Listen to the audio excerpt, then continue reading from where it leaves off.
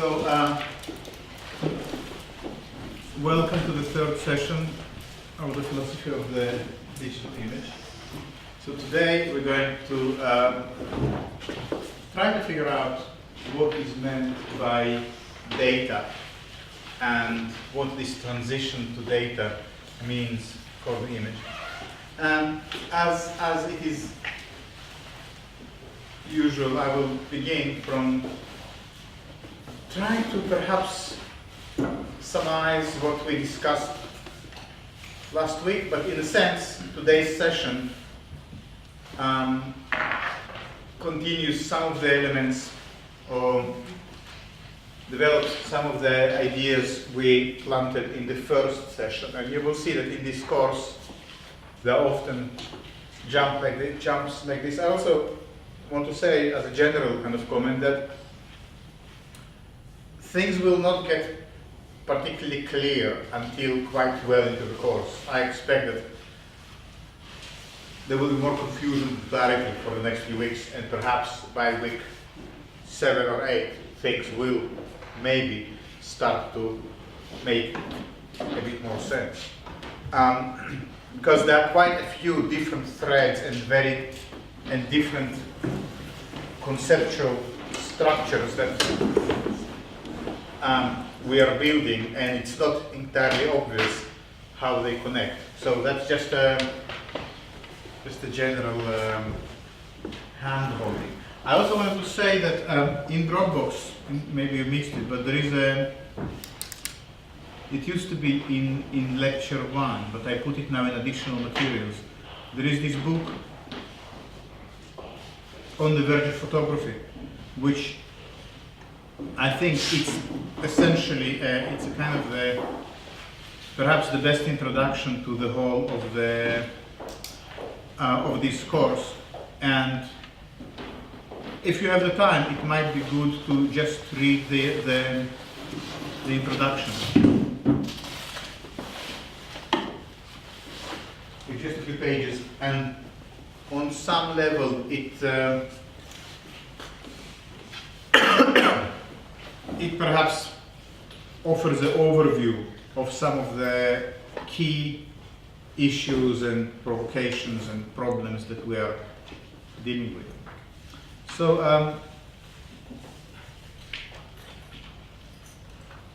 okay. So what have we done last week?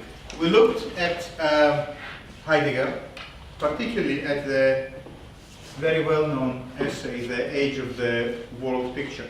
And we saw, and that perhaps is the absolute key notion from last session, we saw how Heidegger shows that representation and subjectivity are two sides of the same coin. So whenever representation is being brought or put on the table, in whatever form, whether in the legal sphere as political representation, whether in the aesthetic sphere as visual representation, whether in the financial sphere in which paper money represents assets, whenever representation is being brought up or called for, subjectivity is already implied. You cannot have the one without the other. The moment representation is engaged, subjectivity is already there. And that was, for Heidegger, it is an absolutely essential point, because he wishes to argue that roughly from, well, not roughly, precisely from Descartes onwards, the history of Western thought and the history of Western metaphysics is all about the relationship to the world being expressed through representation.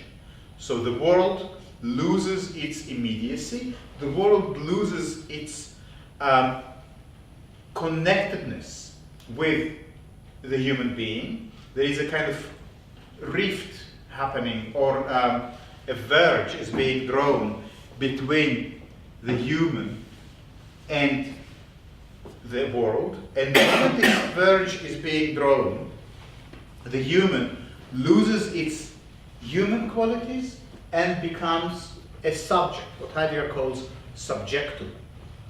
And when the human becomes a subject, what does it mean to be a subject? A subject is someone who experiences the world rationally. Now, why that is the case? It's very important that you understand this is not arbitrary. It's not Heidegger's opinion. It's not a point of view. It's something completely, it's something entirely different. You need to remember what we said in the first session when we briefly discussed how the Middle Ages were framed through the notion of Christianity. And that means not only that Christianity was kind of the religion of that period, but it also names a certain way by which knowledge is being delivered. How knowledge is delivered in the religious environment? It is delivered through the book or the priest.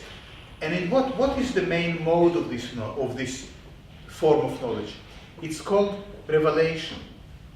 Now, I'm going to spend a few minutes explaining that, kind of illustrating it one more time, because I think this is really fundamental. And I also want you to become sensitive to the provocation Heidegger is putting forward.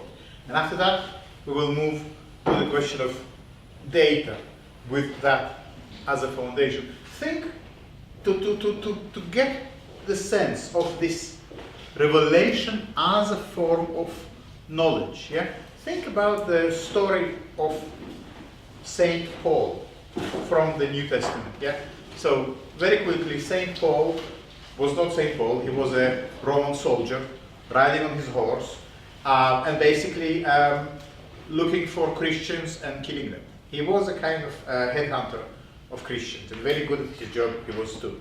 And then one day, on the road to Damascus, yeah, he has this flash of lightning and voice telling him, "Why are you chasing me?" He falls off his horse, and the moment he gets up, he's not a Roman legionnaire anymore. He is Saint Paul. He is now a Christian. So every molecule in his body, point for point, is changed from this Christian hater into the father of Christian religion. Yeah, it's like formatting a hard disk. When you format a hard disk, when you, let's say, let's say you have Windows installed, and you reformat the hard disk and you install a Mac operating system, it means that no trace of the previous operating system is left behind. It's all changing. It all happens instantaneously in just this one moment. That is how revelation works. It is like formatting. So St. Paul was reformatted, if you like, and so he received the whole of the knowledge all at once. Yeah? That's how revelation as a form of knowledge operates. Now, that, you might say it's a kind of primitive or ridiculous, but bear in mind that if you are a pragmatist, if you look at what works, then this way of knowing worked very well for over 1,000 years, held together a massive empire. And for any doubting Thomas of the Middle Ages who would say, should we really sort of trust Christianity? Should we really trust the book? It would be very easy to say, but just look around. You look at all these countries and empires and the whole Christendom from Kiev to Jerusalem. It's all held together by Christianity. It works, ipso facto, by the very fact that you are standing here in this magnificent empire. This thing works. We use very similar argument today when we want to show that science is working, because the evidence is all around you. So the evidence was all around you then as well. Okay, so that was this one form of getting to knowledge, which is theological, religious, and revelationary.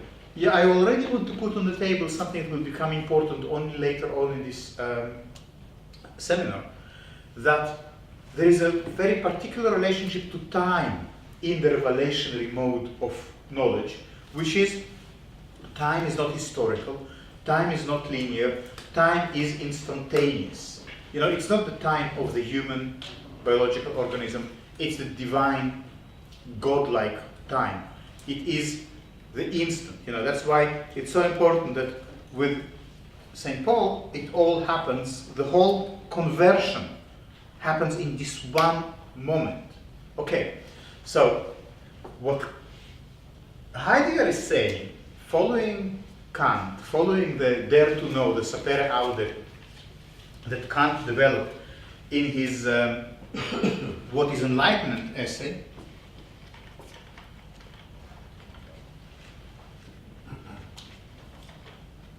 he's saying that this way of forming, of relating to the world, came to an end with the beginning of the modern era. The modern era is the era of scientific knowledge. So the revelatory, biblical, religious, theological knowledge is replaced with the scientific one. Okay, and that causes a certain reconfiguration of what we mean by a human being from the medieval conception that I already discussed. We get now to the human being who receives the knowledge not from above, not in a flash of lightning, but through their own investigation, their own research and investigation. So it is the experiment, it is the depiction, it is tracing on the map the territory, its measurement.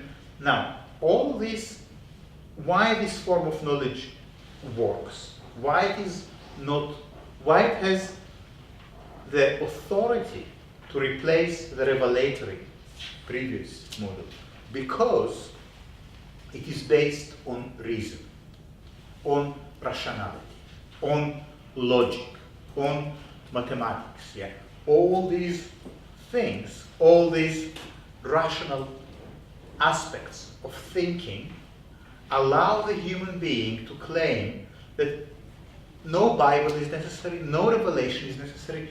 I can discover the world on my own because I possess reason. Okay, so we know that part of the story. That's where Heidegger comes in.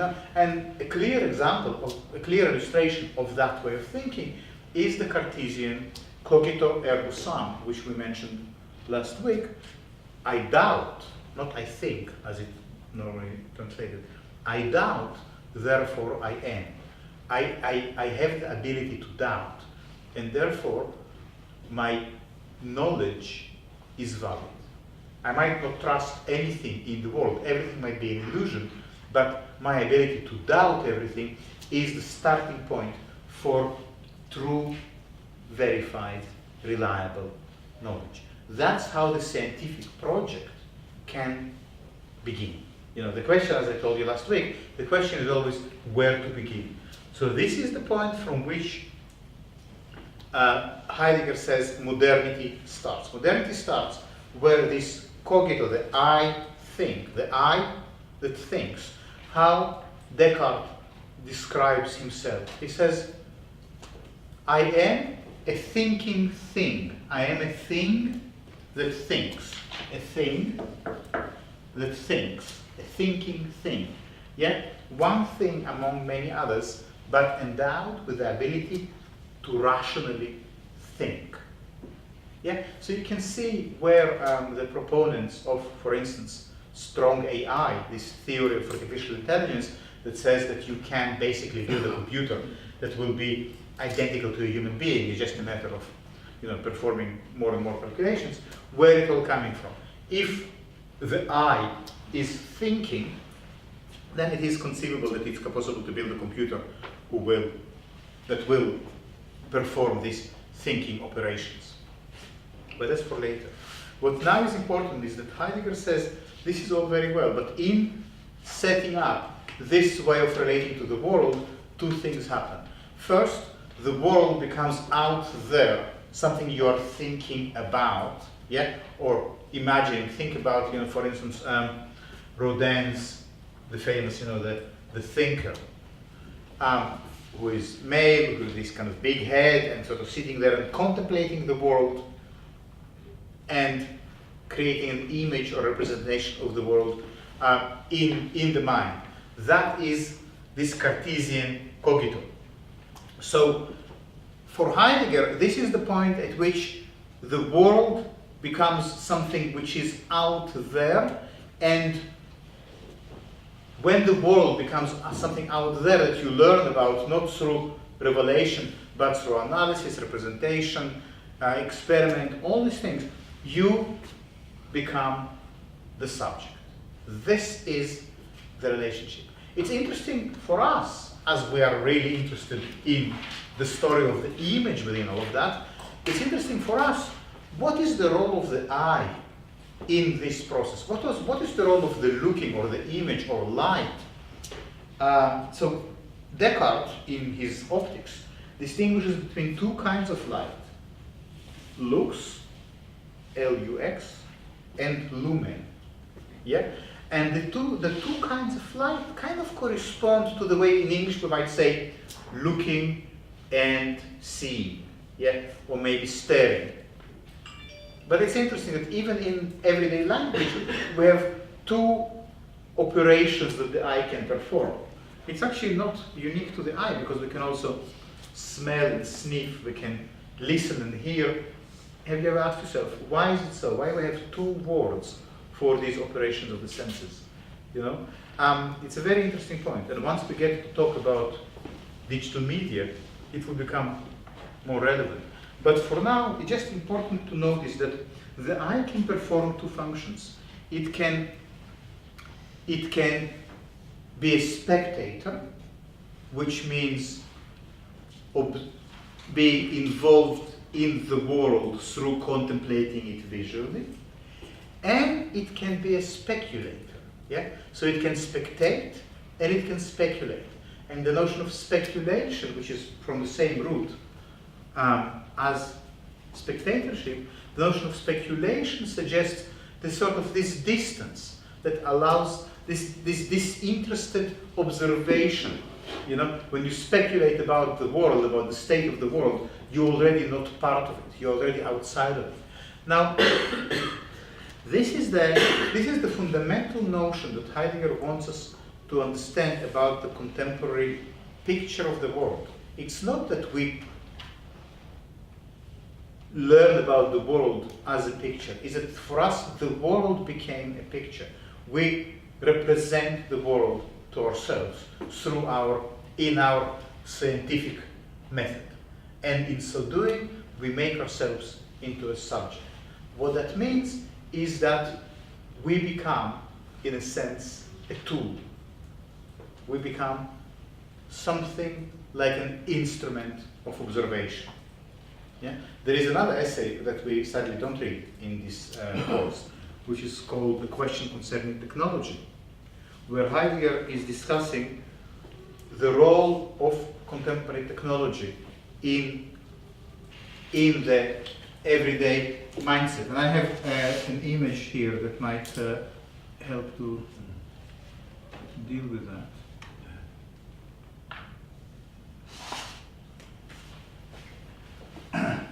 So Heidegger says that technology is nothing technological. But what that exactly means? So I just brought this one image to just give you the flavor, because we're not going into reading this text. But so here we have, you know what it is, yeah? Do you know what it is? What this is? Dolly. Dolly the ship, yeah. So Dolly the ship. Now, what you need to do is to imagine the Dolly the ship is sitting here. She's dead, sadly. I feel very strong emotional connection with her, but she is dead. But imagine that she would be sitting here among us, and also imagine that she was endowed with the ability to speak. Yeah. So let's say we go around the room and we will ask everyone in turn, what technology means for you? You know, so one of us will say, well, technology for me, you know, is that I have my laptop, or I have my car, or I have my house, or I have my smartphone. And technology, someone might say, but technology for me is also this place we live in, this space we inhabit, and this table, all these things. Okay, so technology means all these things for us. You know, it's also how we work, it's how we achieve our goals. It's many things. And then we come to Dolly, who will be sitting here at the end of the table. And we ask her, well, Dolly, what technology means for you? And what do you think Dolly will say?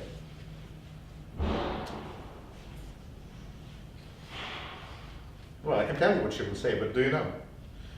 My existence. Exactly, she will say technology is life. For me, technology is life, because I was made in a laboratory. So, what I'm trying to suggest, speculatively, is that if technology is life for Dolly, it's not so much of a stretch to realize that technology is also life for all of us. It's not just a tool, it's not just something that we use or a means to an end, but it is essentially what we call life. Yes? In a way that you're talking, how do you define technology? Is life. Technology is life, that's how I define it. Okay. But do you not see technology as a process? The longer, well, I see life as a process. Yeah, okay, but you're asking about what is technology. Exactly, but what I'm trying to say, admittedly, I'm drawing here a hyperbole, because we're not going into the whole detailed and very nuanced Heidegger's argument in the question concerning technology. But the conclusion Heidegger comes to in this essay is that technology is life. Technology is not a tool, is not a means to an end, but it is exactly what makes us human. So rather than saying, as people normally think, that technology is something that we use, he turns it around, as he often does, and says, no, technology is not something we use to make things. Technology is that which makes us human. Think, for example, Stanley Kubrick's Space Odyssey. If you remember this film, you remember the moment when there is this ape that lifts a bone from the ground and realizes, for whatever reason, that the bone is also a hammer or a tool. Yeah? At this moment, the ape becomes human.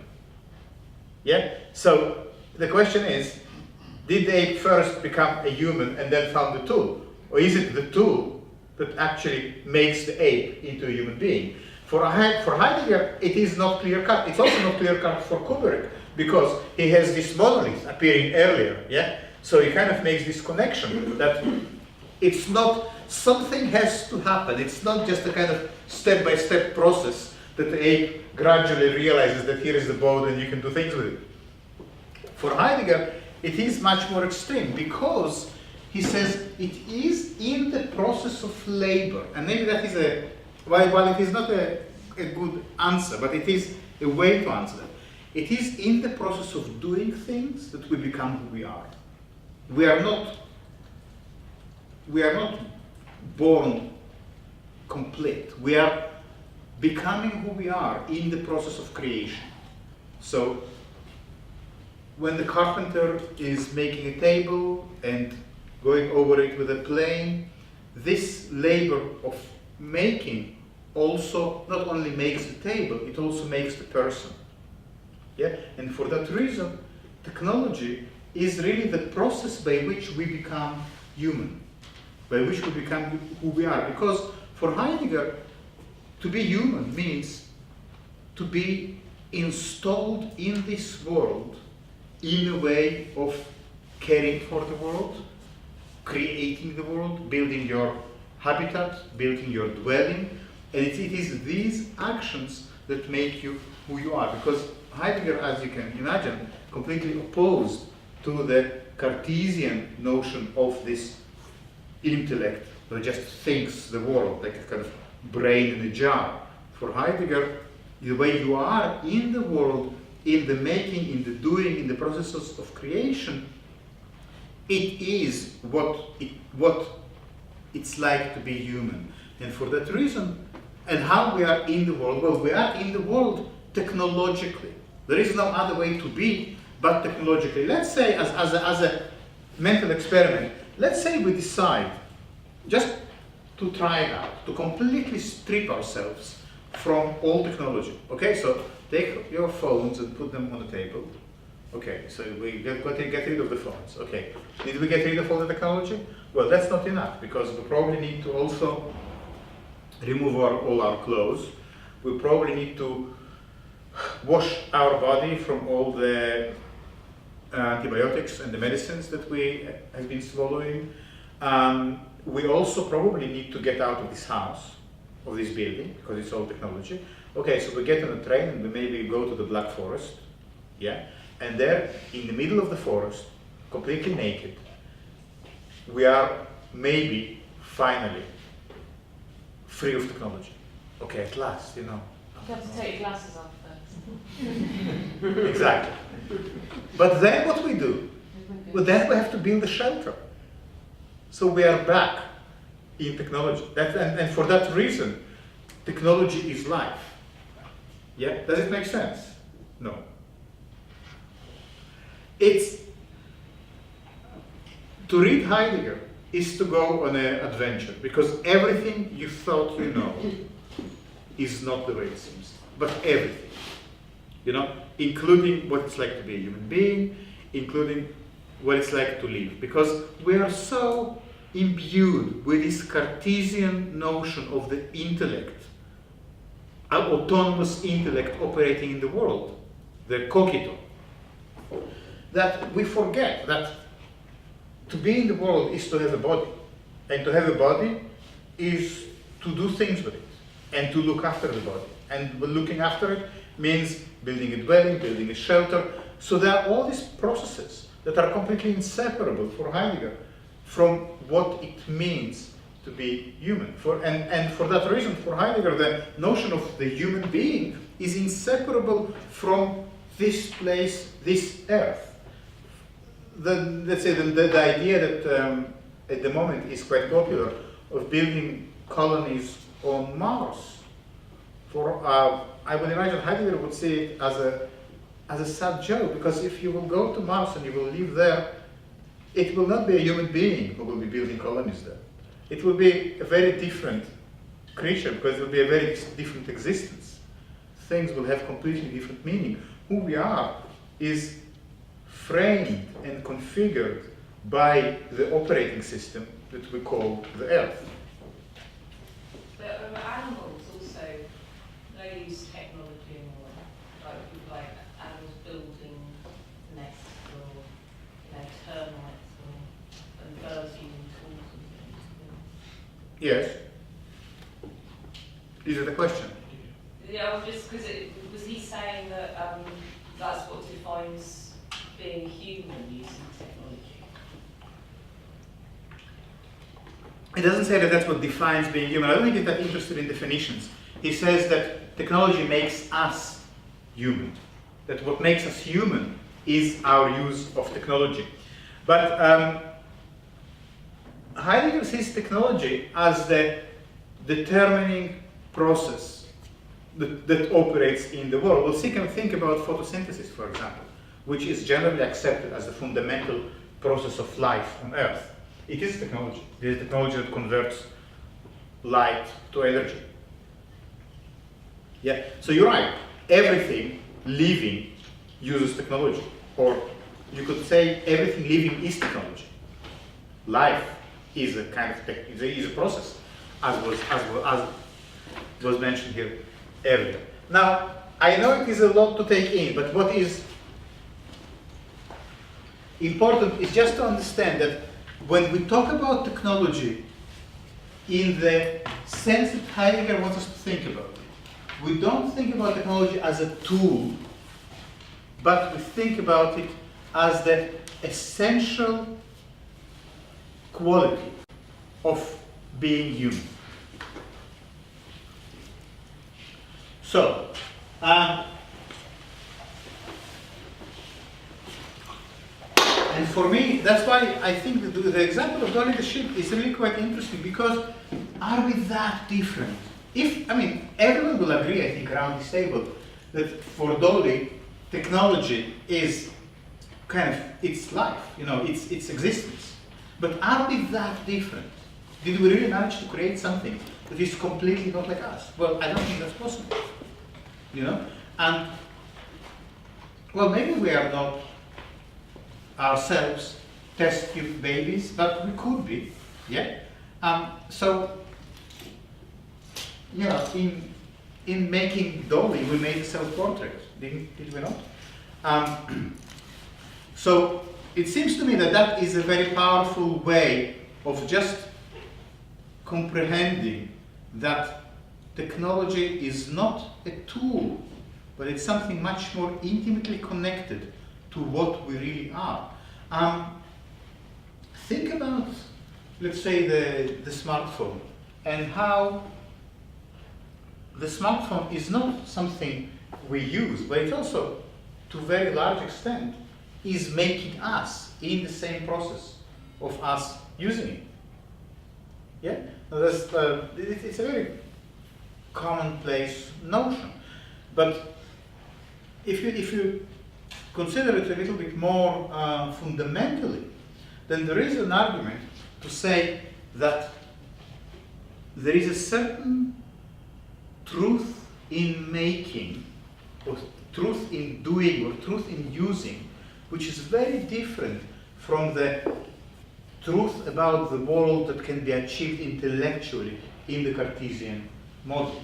Now, I think we could talk about it for a long time, but I want to park it right there, because I want to get into the question of data. We're not going to move very far from technology at all the time, going to hover around this table for today.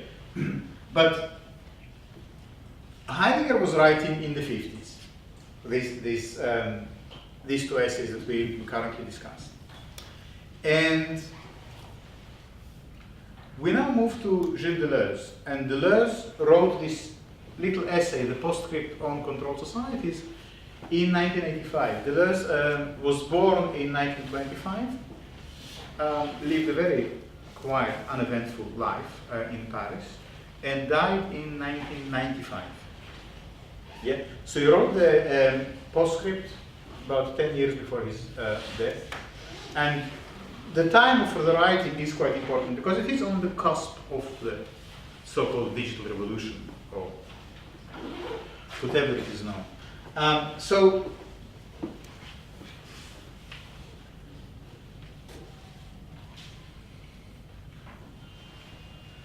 this really is a very well-known essay. It exists in English in two translations. The Postscript on Societies of Control that was published in the journal October, and I think it's the translation of Rosalind Krauss. And there is another translation in the book Negotiations that is in English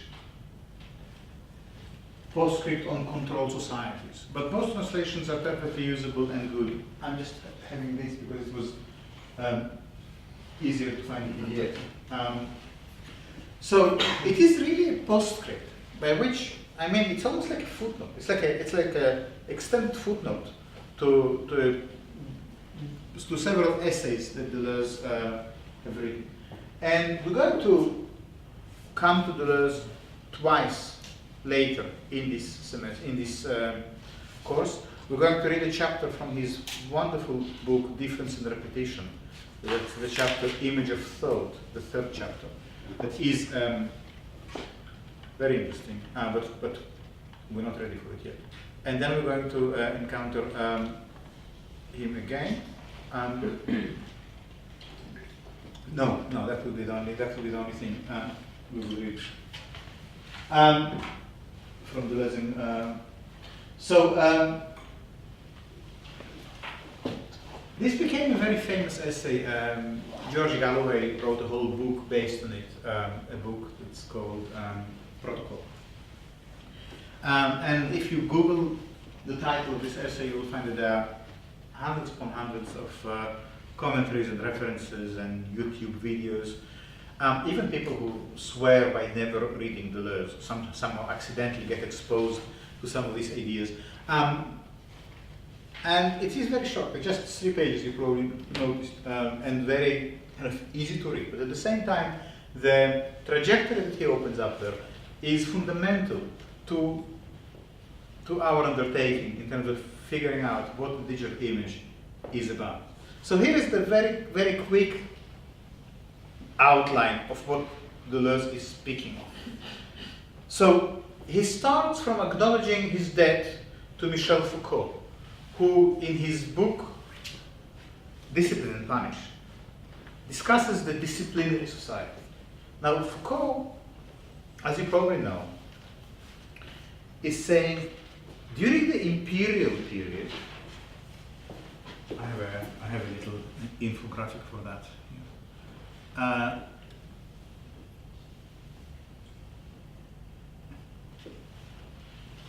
The imperial period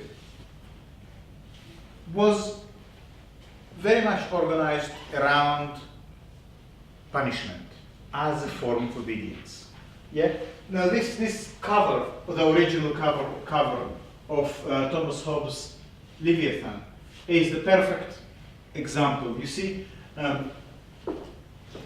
here the ruler or the king is surveying the whole domain, and the body of the king, you probably cannot see it, made of the heads of the subjects. Yeah? The whole domain is opens up to the eyes of the king as a vista, and he holds his sword in one hand, which basically means that you will obey or he will chop your head off. So that's how obedience or the rule of law is ensured in the classical period. Yeah? By the very specific and clear threat of punishment. Think the Inquisition, for instance. Yeah? Okay. So I'm not going to go into the detail of this cover, even though it is absolutely fascinating to analyze and was done by many people. But the disciplinary society that Foucault is talking about replaces the order of punishment. So, in a sense, the king, you obey the king because the king will come down on you so hard that you will get crushed like an insect. Okay, then what happens? Then the French Revolution happens. So the head has his own, the king has his own head chopped off. And then this sort of brutal exhibitionist punishment is not fitting a democratic regime, a regime that wants to claim rationality as its reason for existence. And therefore a new form of discipline or control is developed, which is based on the panopticon, the famous panopticon that we probably heard about too many times.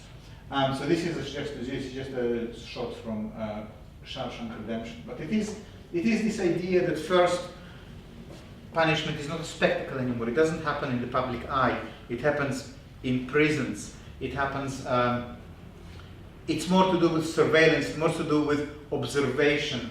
It's more to do with protocols of discipline rather than physical punishment and pain.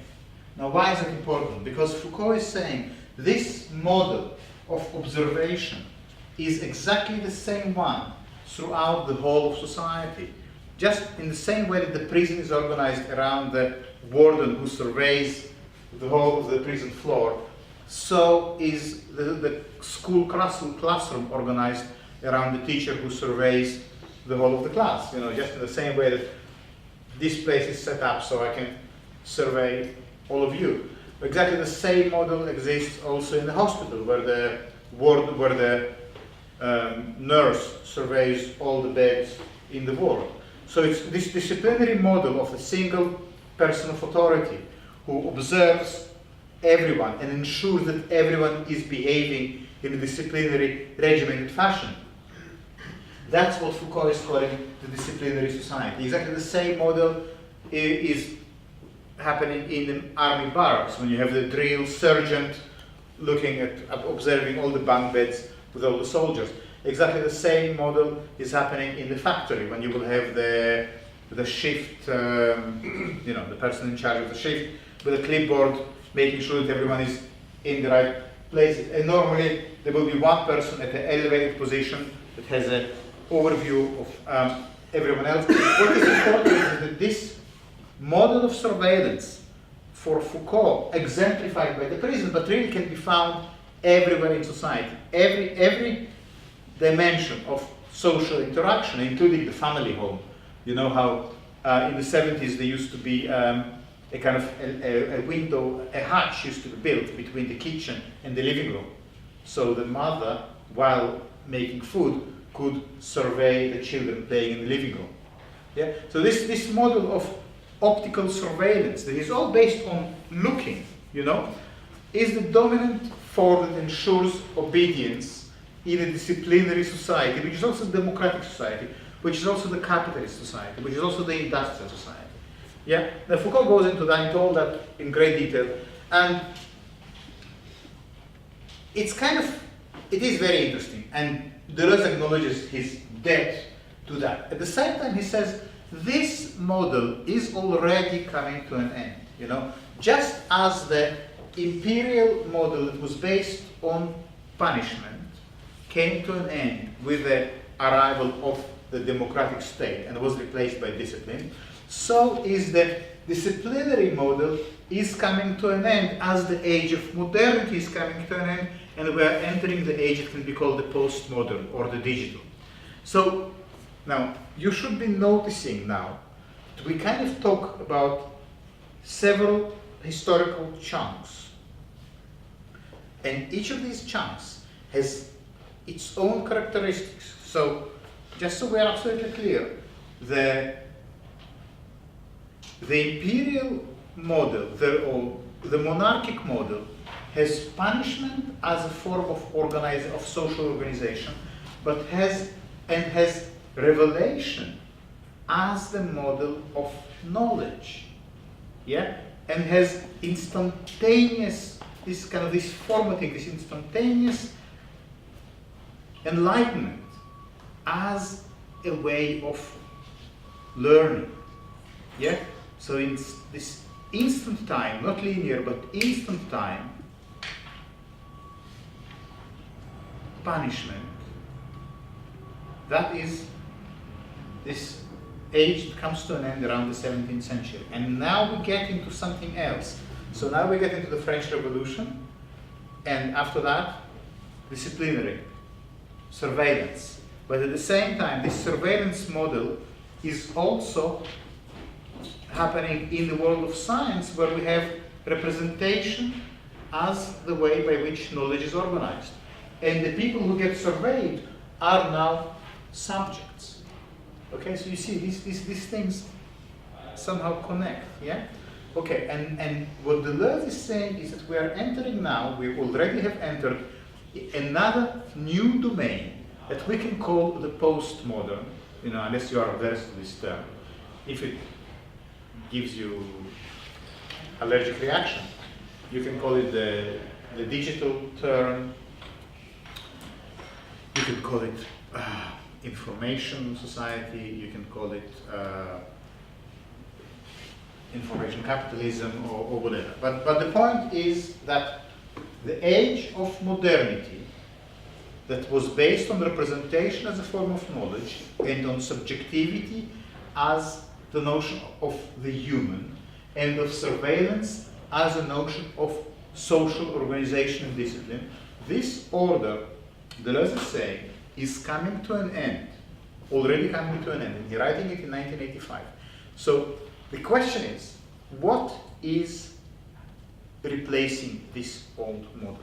So for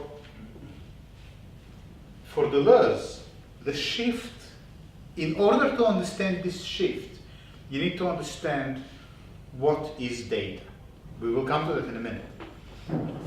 But let's put a little bit of meat on the bones and just have a few examples. One of the first examples that Deleuze is mentioning in this essay, he says, well, look what happens in the field of, look, take the hospital, for example. So in the past, let's say in the 19th century, you know, the great hospital, you know, it was like a whole medical city. It had everything there, from the, you know, from the cradle to the grave, as they used to say. You would go into this hospital and you will go through all these stages of procedures, and then if you either go to the morgue in the end, or then you sent home when you're finished.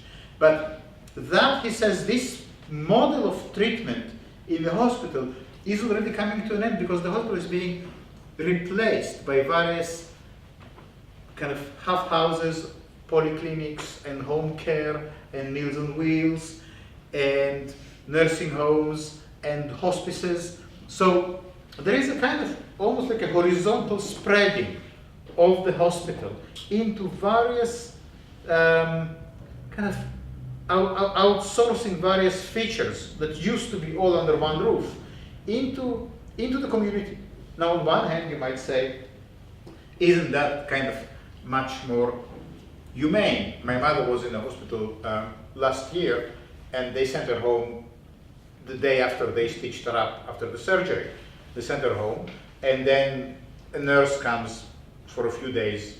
So on one hand, yeah, it's great, because who wants to stay in the hospital? But on the other hand, it's not so great, because then your home becomes a kind of open for this medical intrusion. Yeah, so the nurse might come in, she might not like what she sees, or he. And so, you see, it's, for Deleuze, as he says there, it's not a question of what is more humane or what is better, because these changes are not driven by any kind of humanism. You know, they're driven by a different form of logic. And the logic is that these big institutions of enclosure are coming to an end. Yeah, I'm just thinking, so essentially what you're describing is a phenomenon of hybridization. Things are becoming more hybrid, less clear cut. Less fluid, more fluid. More fluid, Yeah. fluid. So borders that were there previously, say an institutional border, hospital, Yeah. becomes more fluid. I'm just thinking about art and modernity as a period, and didn't art actually already in modernity prefigure this hybrid, the fluidity, basically distinctions between art and life were lifted much earlier than that. If you think of the famous Rubinstein, the one with the wheel and the door. Duchamp. Exactly. So Marcel Duchamp. He was, and we're talking about probably the turn of the 20th century, where he did precisely that, but all his thinking was along more fluidity between art and life, and less distinction between the artistic sphere and the everyday sphere. So I completely agree with you. I think Duchamp is incredibly interesting because he really saw very far ahead.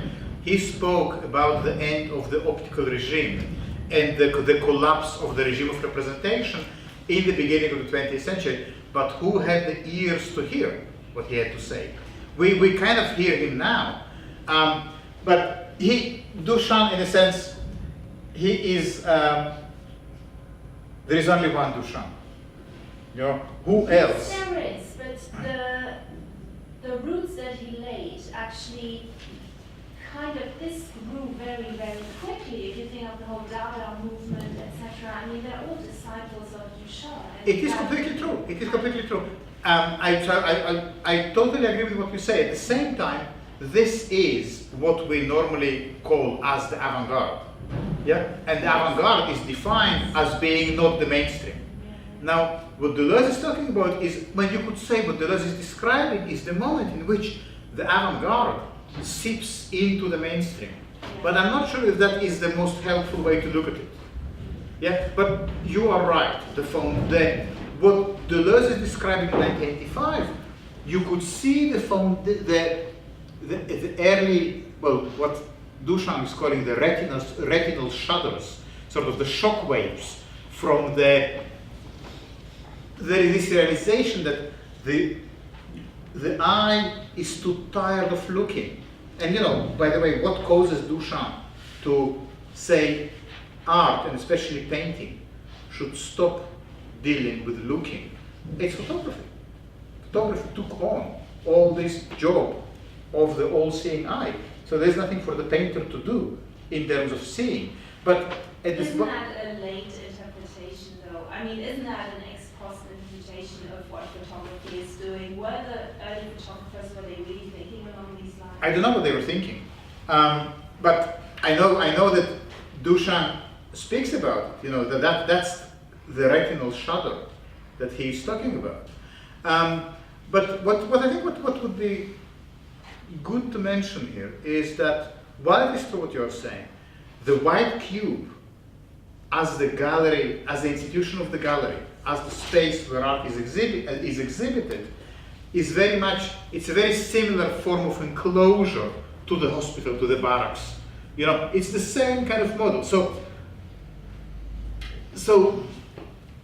Duchamp is a harbinger of something that is to come, and like many philosophers, he can look very far ahead, and perhaps it takes us a while to catch up with this way of thinking. Deleuze and Duchamp have a lot in common. Yeah. Sometimes it kind of works both ways. You know, you need the philosopher to help us look at the work of art, and you need the work of art to put philosophical thought in a visual, tangible form. But it is very true. So I think it's kind of would be interesting to develop it a little further. But the point is that Deleuze is saying these institutions based on enclosure, these molds, as he calls them, they're coming to an end. They dissipate into these various, like octopus, you know, they kind of start to send all these tentacles. And so you have all this form of medical care which is outside the hospital. I mean, it's a kind of very relevant to the way the NHS is now discussed. Even like the Guardian has been running articles about it for the last week. So it's kind of fascinating to see how the model that used to hold the NHS together is clearly coming to an end, but there is nothing to replace it, and yet. Or another example that Deleuze is mentioning in passing is the army. The army, which was very much based on the recruitment of all the young people and then discipline and training, that kind of disappeared. Yeah, the army shrinks massively in numbers, but instead we start to get drones, robotic soldiers, various forms of automated warfare and cyber warfare. So it's not like there is less military conflict. Probably there is more than in the past.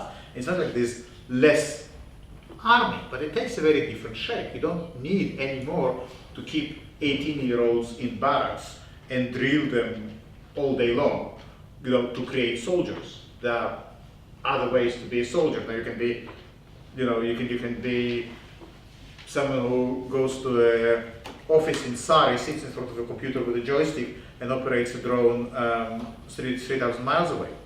Yeah, and that so the whole notion of the discipline that is required to produce a soldier is not relevant anymore. Other things become important. So soon we'll get to the very essence of this story, but it's also good to look at the way the industrial processes, because that is kind of essential, the way the industrial processes are changing in this move from modernity to postmodernity. So going back to the three periods we roughly defined, the imperial or medieval period of the kingdom, and then the democratic period of the republic, and the sort of post-liberal democratic period that we are inhabiting now. the medieval imperial period, the main tools are sort of levers and pulleys and shovels, yeah? They're basically extensions of the body. The tools of the Republic, the tools of the Industrial Revolution, or of kind of industrial capitalism, are thermodynamic machines that convert steam or coal or electromagnetic energy into power and replace the work of the human muscle with the work of a machine. Yeah? Photography clearly sits within this industrial complex. Photography is part and parcel of this automation of processes. Yeah? Just as I told you, I think in the first session, that the mechanical loom of Manuel Cartwright replaced the manual task of weaving with the machine weaving, and along the way, industrial capitalism came about. But the same thing happens also with photography. The point is that for industrial capitalism to prosper, you have to have organized masses of workers who would be disciplined enough to turn to their shift on time, to do their work, not to sabotage the operation of the machines. So the whole question of how you discipline large masses of people became important. That's why you have compulsory education, because you need to train people to be obedient from very young age.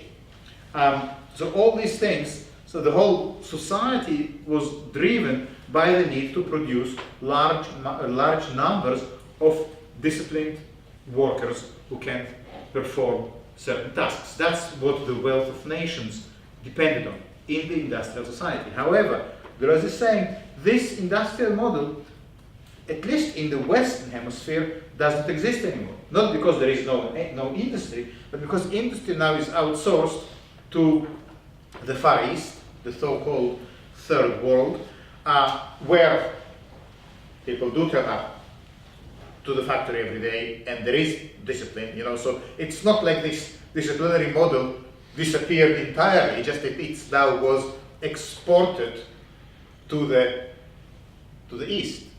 Yeah.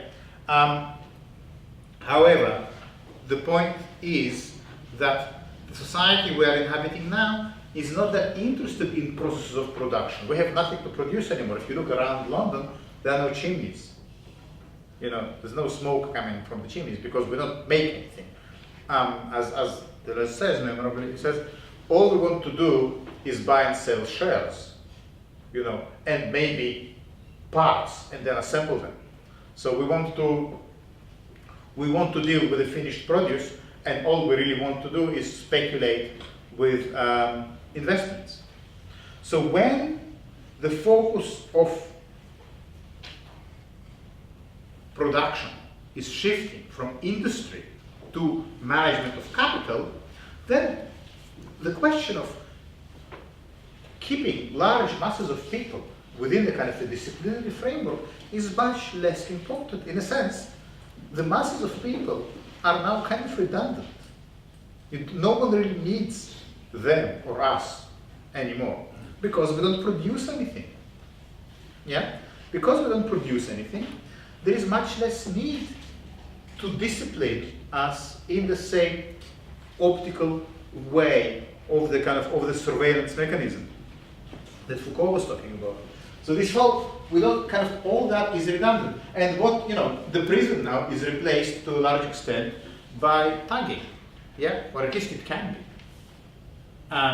So the prison as the classical model of incarceration and discipline is also, you have open prisons, and you have house arrest, and you have people who stay at home, but they have a kind of a digital curfew, and all these different models of incarceration spread kind of horizontally. You still have prisons, but it's not anymore that monolithic prison like it used to be.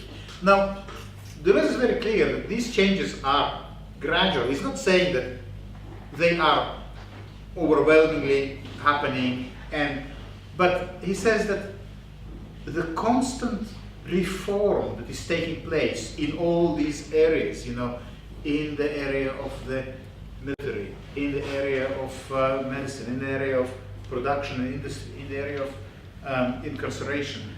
It's an indication of the way all these systems are kind of falling apart. We are living this moment of change and crisis. Yeah? And he says, in one of my favorite sentences from this essay, he says, there is no need for fear or hope, only to look for new weapons.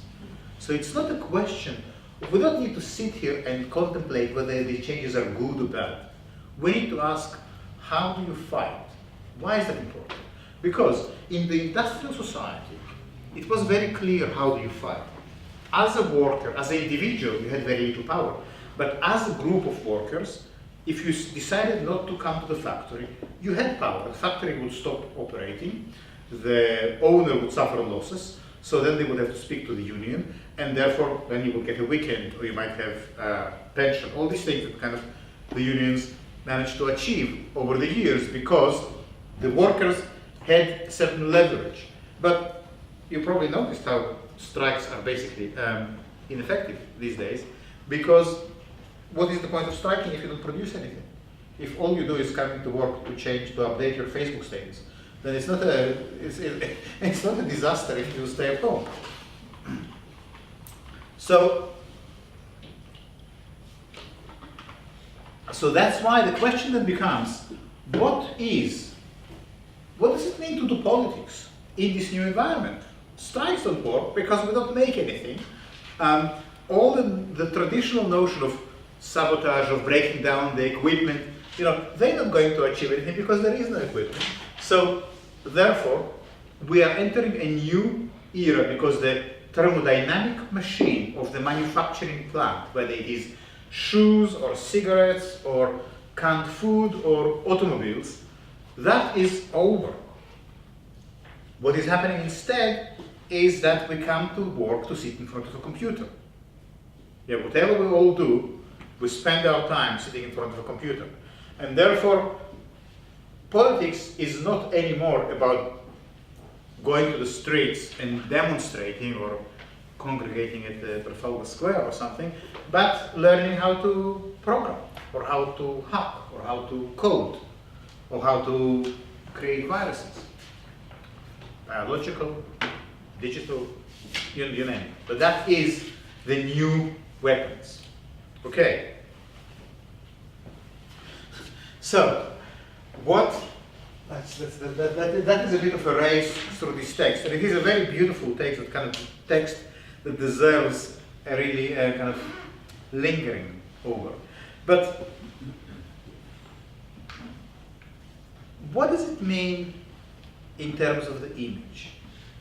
Deleuze is talking here about, maybe before we talk about the image, what does it mean in terms of the individual? So you remember by now, and it should be really kind of engraved into your DNA, that the individual is the byproduct of representation, or that representation is the means by which the individual comprehends the world.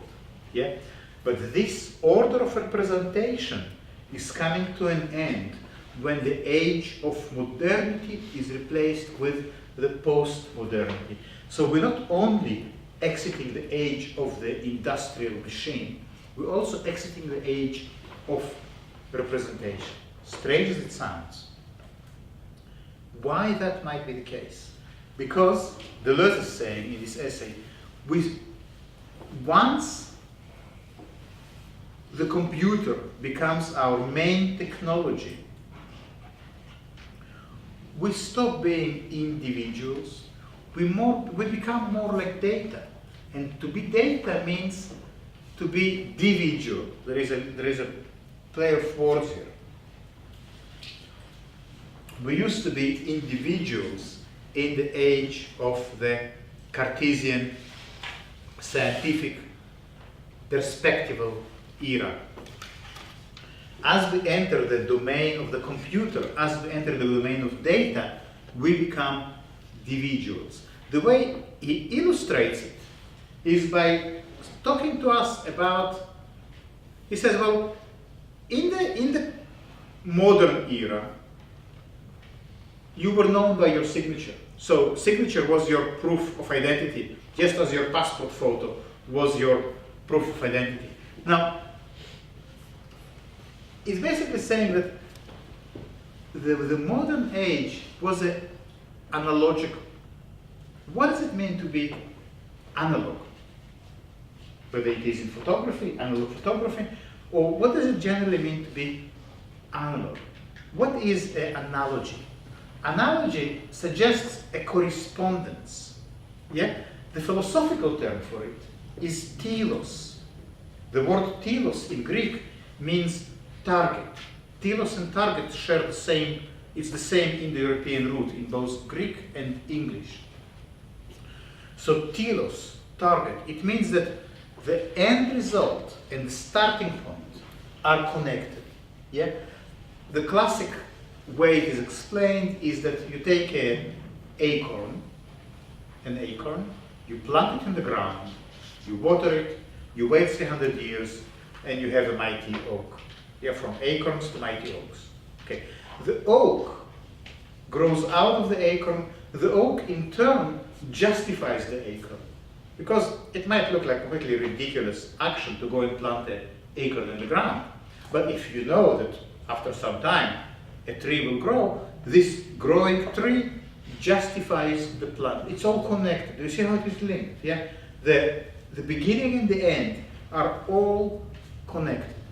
Now, politically, this is quite a conservative way of thinking. Yeah? It basically means, you know, if you were brought up in a certain social strata, that's where you should remain. You know, you might move a little bit, but there always will be some connection. You cannot just come and reinvent yourself and be something else. If you want to become someone else, if you're not happy where you are, let's say you were born, you know, as a slave on a plantation. Now, if you're happy to remain a slave, then this teleological model might work very well for you. But if you want to be someone else, you cannot take telos as your philosophy. You need to find another way. You need to be able to argue that it's possible to start from an acorn and become a race car or a dancer. Why not? It's possible, but you need a different logic. So Deleuze is talking about this logic. Logic is not based on the continuity, but on the ability to just jump from one place to the next.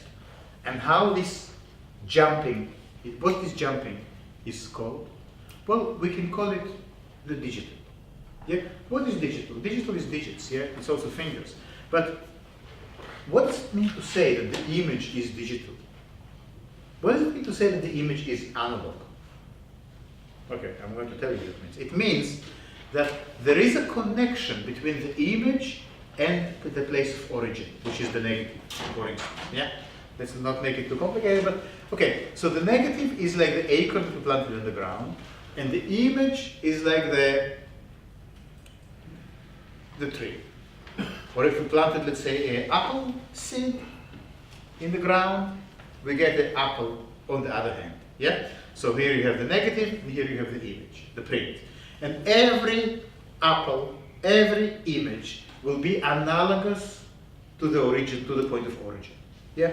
That's very comforting. You know, this is politically, you can see how you can sort of build a whole system based on that. Yeah? There is a certain politics of reliability, of continuity, that is feeling very comfortable with this notion of the analog. Yeah? It's a tradition. It's a kind of, it's quite conservative. Yeah? There is something, and I really want you to understand, I'm talking here about political philosophy on purpose. I want you to understand that there is something at stake here, which is much bigger than sort of intellectually musing on, on different historical periods. We're talking here about how can you actually make change happen. If you really want to change society, if you're really not happy with the way things are, then Deleuze is saying the analogical approach not going to get you anywhere. You're always going to go back to the root, to the idea that if you plant a seed in the ground, then you're only going to get the thing that this seed is related to. You know, whether it is an oak tree or an apple tree. You know, there is this analogical connection. How can you break away? Well, to break away, you need another logic. And this logic, it can be called postmodern, or it can be called digital. What does it mean to be digital? We know now what it means to be analog. It means to have a direct relationship with the past. Historical continuity, yeah? Now it can be absolutely fantastic. You know, if you were born, you know, on a large country estate, then why not be analog? But if you were born on an estate in Peckham, then being analog might be a bit disappointing. You know, you might want to do something else. So how do you get out? How do you dare to find something for yourself?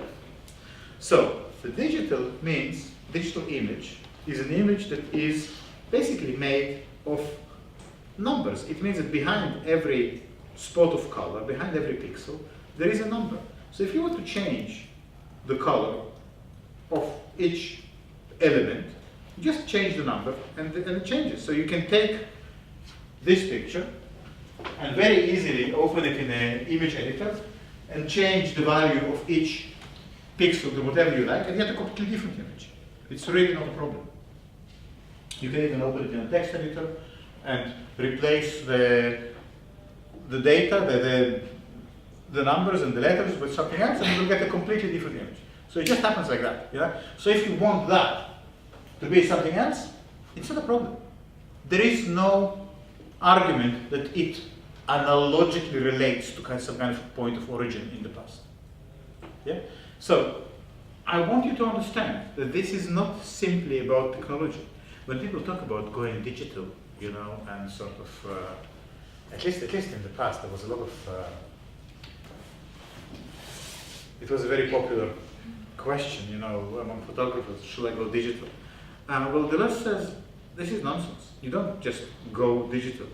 It is something that is happening as a whole, you know. You become digital, you get absorbed into it, whether you like it or not. And it is another logic, it is another way of thinking that is connected, for instance, to multiculturalism. It is connected to the possibility of coming to a new place and starting a new life. That is not possible in an analogical regime. Yeah? Now, I know it is kind of,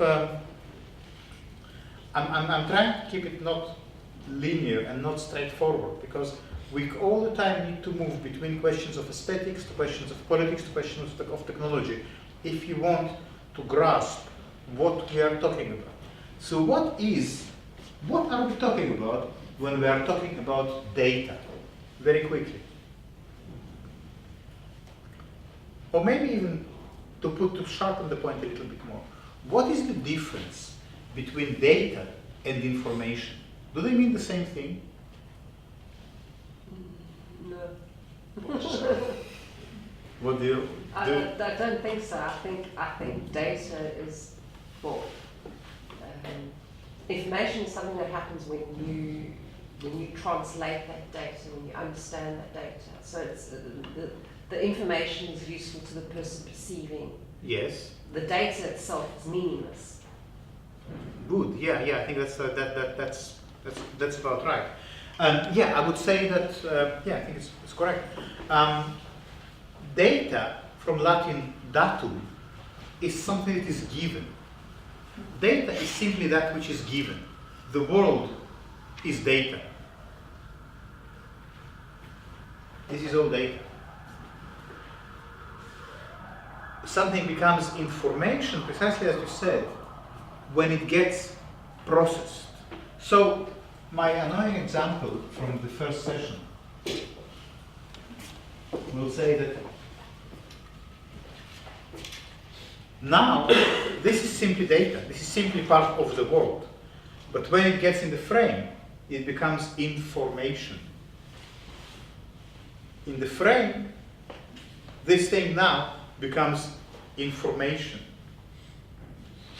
When it comes out of the frame, it's data again. So the frame, in a sense, the frame converts data to information. And you might say that what you do as a photographer, when you look through your viewfinder and frame things, the decision you make is what information you want to get out of the data of the world. Because as you move your viewfinder, yeah, you get different information. But what is outside of the viewfinder, it's all just data. Yeah? So this is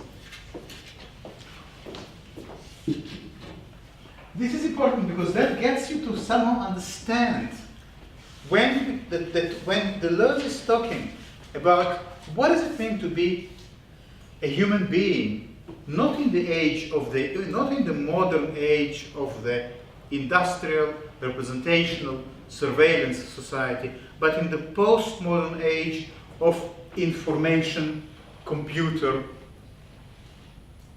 abstraction, whatever you're going to call it. Well, it means that instead of being individual, as this, what is individual? It's this undivided entity. And why you are an individual? Because you are driven by the logic of representation. And this logic of representation is transcendent, is unchangeable. It's always there, it is always the same. But in this age of data, you are not, you kind of not yourself anymore. You are not an individual, you are a individual. For instance, think about how many online identities you can have, you know? And each one of them is you, but where is the real you? Well, Deleuze is saying the real you is all these divided selves. Yeah, think about the selfie. Well, one way to think about the selfie is that it is the digital, or let's say the updated version of the self-portrait. You might say, well, Rembrandt was doing very slow selfies, used to take him like 5 years to do one, and now we can do them in an instant. That's one way of thinking, which I don't think is very productive or interesting. Another way of thinking is that the selfie corresponds to the notion of the individual, of not the individual who can be immortalized in a portrait, but the kind of fragmented self that is made of various bits, that is changing in different settings, in different landscapes, under different light conditions, in different groups. And in every instance, you are something else. So I have one self here with you in this group, but when I will be on my way home in the tube, there is another self there. It's not the same me that carries some kind of individual, undivided identity through all the instances of life, but every instance is another self, is another me. There is no identity. So while it is a kind of illusion that I have the same name here and at home and on the way, because really, truly, even the name has to be different. And actually the name is different because in every environment I need another passport. Yeah, and if the passport now replaces the signature used to be the analogon. That was the telos, yeah? So you will have the signature that you will hold very carefully as in school, and that will be your signature that you take through life, and you will sign exactly the same way on all the checks, on all your credit cards, and that's how you would recognize yourself. That's how someone else would be able to establish your identity, by the signature. But now when you have a passport, you have a different one for each instance, for each milieu. Yeah? And that in a sense suggests that the whole notion of the unchangeable self is changing. Just as the hospital dissipates into all these various different forms of care that penetrate various aspects of society, so is the self dissipates into different entities. So there is a kind of self that is here in this room, but there are also other parts of yourselves that have other existences horizontally. And But why is that anything new? Because, for a long time, there's somebody that would probably speak to their cat and the self that they are when they're with their cat would be completely different to the self that they are when they're You could say that teacher your or their- aspects of your personality you show in different ways, in different circumstances, to different people, but you still, to yourself, even though other people may respond in different ways, you've still got that selfness about. Well, when I look to myself, this is not a unique thought, when I look to myself, I actually see a bundle of stuff. I don't see one essence or a pearl or a soul or a little homunculus that sits behind my eyes operating the wheels of the gadgets. This is something which is very malleable, second by second sometimes. And that's because I say I, and because we talk about the self quite glibly, it kind of covers that over. I don't think this is a particularly digital thing or postmodern thing. It's like a survival thing, isn't it? So, yeah, first I think you're right. I don't think there is any particular claim to newness here, and Deleuze was not making that. He just suggests that the change in the technological shift from industrial society to information society causes also wide-ranging shifts in the way the other aspects of culture are organized and in the way we perceive ourselves in culture. Because the notion of the individual, or even the notion of the self that we are talking about so comfortably, is historically constituted, and it's kind of only came about 300 years ago. Yeah, I was going to ask actually, how do we pass from the subject to the individual? Are they synonymous? I think the subject and the individual could be, at the moment, we could consider them as synonymous. Yeah. That would be a slightly different conversation. I think that the notion of subjectivity is subject and object is very much the Cartesian notion. Individual is the political dimension of the same thing. So Deleuze is not making here any claim to discover something new in the same way as, let's say, Freud says that he discovers the unconscious. So it's not like that. But does it change as well with the idea that you move from the society of discipline and the closed, maybe institutions which maybe allow less expression, or maybe it becomes, does something open up as we move to the society of control? Well, something opens up, but not in a positive way. Yeah. But something does open up. Something, because Deleuze tries to articulate what happens when society loses fixed frameworks like school, and instead becomes something much more fluid, where control is operating like modulation. Yeah. So, and here's this example. He says, the disciplinary society was all organized around molds. So you have one mold, which is the family, another, which is the school, another, which is the hospital. And now we have a kind of continuity of this modulation, like performance-related pay as a way of control, rather than, let's say, someone with a clipboard that measures how many screws you produced in a shift.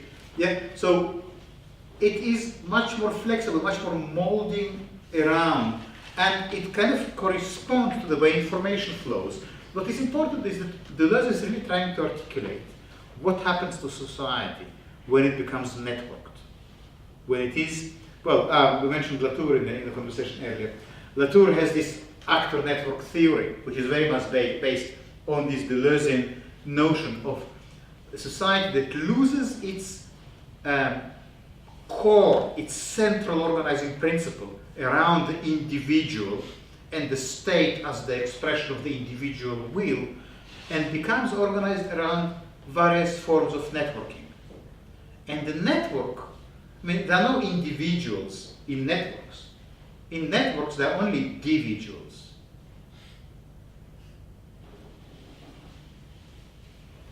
If we talk about the move to the digital, and we talk about the numbers, there's sort of like a grammar that sits behind that, you know, an understanding of how to configure things in a certain way to represent. Would you say that our kind of our understanding now is through different types of language and configurations of language, rather than like, you know, an instantaneous sort of knowledge or I would say, well, following Deleuze's line of thought, I think the transition is from language to code. Code is a form of language, yeah, but it's a different form of language. It has a different structure to it, to, let's say, the way literature is organized. Yeah. But at the same time, code is a kind of literature, is a kind of text, and you can look at it as text if you want. Yeah.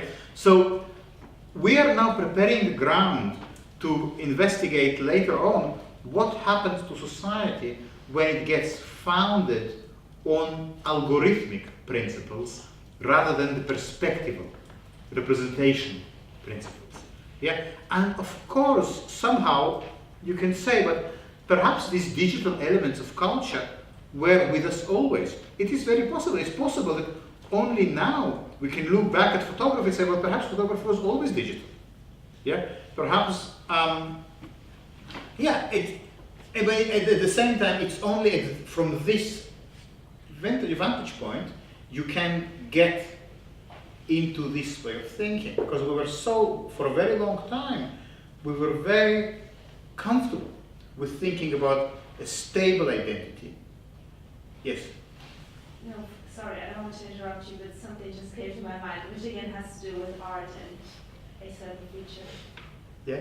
The mirror. Uh-huh. So the mirror in art history, that initially, sort of 300-400 years ago, when people painted their own reflection in the mirror, that was very much as a sort of representation of the true self. Yes. So it had this claim, and the mirror had this truth, or this was seen as representing the truth. But then later on, when you think about how mirrors were used, and I'm thinking about Pistoletto, who used mirrors really as objects planted in a room where you would see your own reflection, and at the same time they were placed in a way that you would see everything that was going on around you. So the sort of shifting context that you would find yourself in as an individual, which changes every minute, and which also really takes you away from being an individual to really being a individual standing in society, completely incorporated in your environment, in the network of things that's happening around you. So a totally different concept of truth. It's absolutely true. Totally different concept of truth. Yeah, and I think the example of the mirror is a really interesting one. It would be great, I mean, if you want to develop it a little bit more. Michelangelo Pistoletto is a very interesting example. I think what he's particularly interested in is not even so much the mirror as a reflective surface, but what allows the mirror to mirror. We are so used to the notion of reflection, you know, but in a sense, deconstructing the mirror will require to look at the tame of the mirror, at this silver lining, and to try to understand it. We know how reflection works, you know, but in a sense we don't really. We know that the mirror reflects, but what causes the mirror to reflect? When Derrida compels us to engage with deconstruction, he precisely says, you know, there is this book, the Tame of the Mirror. Are you familiar with that? It's, his name escapes me now, but in a minute I will remember. But it's dealing precisely with that. All the rationalist philosophy of the idealists, from Descartes to Hegel, it's all generally called philosophy of reflection. Yeah? What we need to do now is to understand what is the mechanism, what is the technology of reflection. The question again becomes, what is the technology that allows reflection to happen? Now, so what do we have on the table? Because I think we soon need to finish. I just want to make sure that somehow, if you have any big questions, we address them. But what we have on the table, what I think are the most important takeaways, are, as they say in the States, from this discussion. So first is that the age we are entering through the computer, and now you might say, oh, but this is technological determinism. But in a sense, it is much more than that, because if we accept technology is not simply a tool, but technology somehow has very intimate connections to what constitutes life itself, then yeah, well, it is very technological. And but so we have this computer entering the scene and replacing, and the society is shifting from a society that is based on production and industry to a society that basically deals with flows of information. So instead of making things and then selling them, we just want to buy shares and speculate. That is basically the model of the information society. Yeah. So what are the biggest companies that operate on the stock market currently are exactly. So we have a transport company that doesn't own any transport. Yeah, that's Uber. We have a hospitality company that doesn't own any hotels. That's Airbnb. Thank you. We have the social media companies. That's basically so it's quite interesting how this. So what does it mean to be material? What is material in this age? Is that material, or is Uber more material than that? And Uber owns nothing, So that is really the question. Or if you want to look at it on another level, So let's say I have 1,000 songs on my phone. Okay, so I can listen to them. I can play them to you if you like. So I have all these songs here, and that's a real thing. We can dance to that. We can go to sleep to that. It's real. Yeah, the music here is real. It can affect us in the way music does. However, if I break this thing open, will I find any songs inside? No. So what kind of materiality we are talking about? Yeah, there is no orchestra inside. And yet it is kind of real, but it's also not real. That's what I want you to start getting the sense of how really genuinely confusing this environment is. And don't try to argue with that, but actually allow the confusion to set in. Rather than trying to come up with rational objections, they're all valid. That's not the point. The point is to try to really allow us to comprehend that the world we're now inhabiting very nonchalantly, as if it is kind of the most normal thing to go home and to switch to go online and then spend hours, in some kind of other space. But what kind of space it is, this online space? How does it feel? What exactly happens when you are in this online world? Well, here I can tell that you are nearer to me than the person sitting over there. And we can measure it in meters, in any way you like. What does it mean to be close or near online? How will you measure that? In meters, in centimeters, in light years, in clicks? The whole notion of being in a space, of being an individual within a certain temporal dimension, within a certain spatial dimension, it's all completely different. What is near to you online? The question is how many clicks it takes to get to your newsfeed, how many clicks it takes to get to your friends on Facebook. So the whole notion of near and far is different. Is there such thing as left and right online, up and down, good and bad, beautiful and ugly? So you should get the sense that it is a very strange environment that for whatever reason is made to feel incredibly homely and familiar, but it's very unfamiliar. It's very unholy. It's just strange, and it's this sense of the strangeness that you shouldn't try to let go of. but more kind of, really allow that to wash over you, allow you to experience it. You live at least in two spaces at the same time. You have a physical body that lives in a three-dimensional world, and then you have a astral, online, virtual body that lives in a very different world. And how come we don't think much about it? How come it is so casual for us? Well, one reason is that images, we are so used to live in the world of images because of 300 years of representation as our main way by which to comprehend the world, the only way, that we got so used to be surrounded by images that when we move online and we see quite similar images that appear optically quite similar, we feel at home. But is that really an image? Are we still talking here about the same thing as we talk about when we look at a picture or a painting or a photograph? Well, on some level, yes, on some very superficial level, it has some optical resemblance to a painting. But on another level, it's a completely different creature. It's a incredibly deep, multi-layered architecture of code and algorithm that, for whatever reason and for whatever purpose, is made to look familiar, so we can recognize it. But there is really nothing familiar about it. Yeah, it is a bit like the Alien movie. I was just thinking about what I was saying earlier as well, was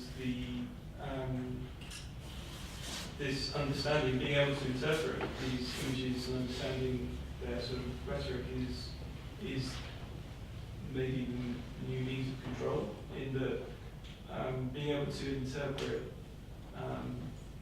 things that are multifaceted, you need to understand how they can be used and what the rules are in that network for it to be sort of part of you or Correct, yeah, and for that you need another philosophy that can allow for multiplicity. And the question is what this philosophy might be. That's partly what we're going to look at next week. So thank you very much. Thank you.